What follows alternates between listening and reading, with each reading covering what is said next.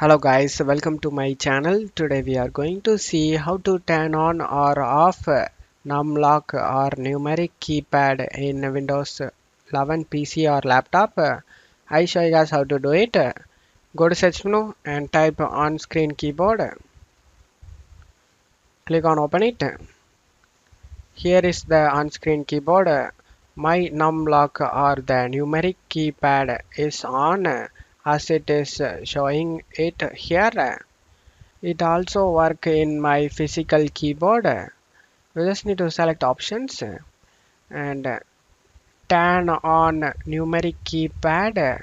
If you want to turn off it, then you just need to uncheck it and select OK.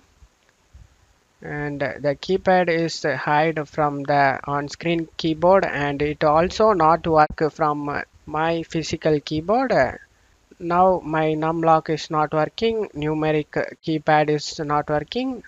If you want on it, then you just need to select options again and check mark turn on numeric keypad and select OK to save changes. Now your numeric keypad is working on your Windows 11. This is how you turn on or off the numlock or numeric keypad. And that's it for today's video guys. Give me a like and subscribe. Thank you.